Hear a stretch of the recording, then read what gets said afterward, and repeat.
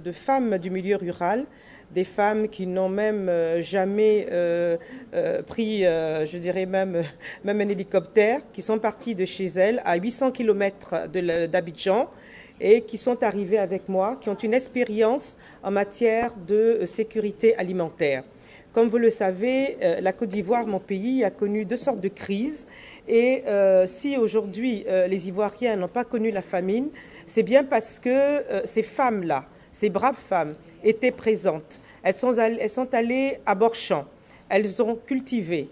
Pendant la période de crise, elles ont récolté. Pendant la période de crise, elles ont vendu leurs denrées. Cela a permis une sécurité alimentaire pour la Côte d'Ivoire et nous n'avons pas connu de famine. Grâce à ces femmes, elles sont remarquables. Si vous souhaitez tout à l'heure, elles pourront très rapidement vous dire un peu comment elles ont procédé et faire en sorte que la Côte d'Ivoire n'ait pas reçu les sacs de céréales que l'on jette habituellement par des hélicoptères pour les populations en période de crise. Le gouvernement de Côte d'Ivoire, le président de la République, Alassane Ouattara, lorsqu'il est passé à la tribune des Nations Unies la dernière fois, au mois de septembre, a mis un accent particulier sur la prise en compte et la promotion de la femme au poste de décision. Et un accent particulier a été mis justement pour aider ces femmes à être autonomes. Ça passe par quoi? Ça passe d'abord par la possibilité pour ces femmes d'avoir accès à des activités génératrices de revenus. Donc, des systèmes de microfinance bien élaborés sont mis en place actuellement pour permettre à ces femmes d'accéder à des ressources financières et leur permettre de multiplier et démultiplier leurs activités. Surtout qu'il y a un point important qu'il faille relever.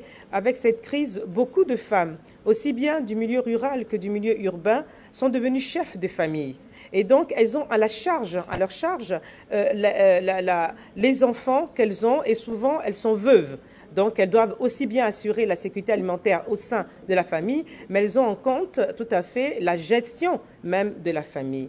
Alors, il y a un autre élément qu'il faille relever dans ces cas-là, c'est que les femmes sont organisées en groupements et coopératives.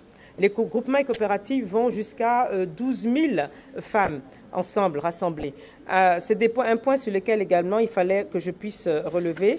Et si c'est possible, nous pourrons au fur et à mesure vous parler de des institutions de formation et d'éducation féminine qui fait l'alphabétisation de la petite fille à partir de l'âge de 13 ans et de la femme adulte. Donc ces femmes-là, l'avantage c'est qu'elles ont l'alphabétisation, mais en plus de ça, elles reçoivent des formations en couture, en pâtisserie, en maintenance même de leurs machines.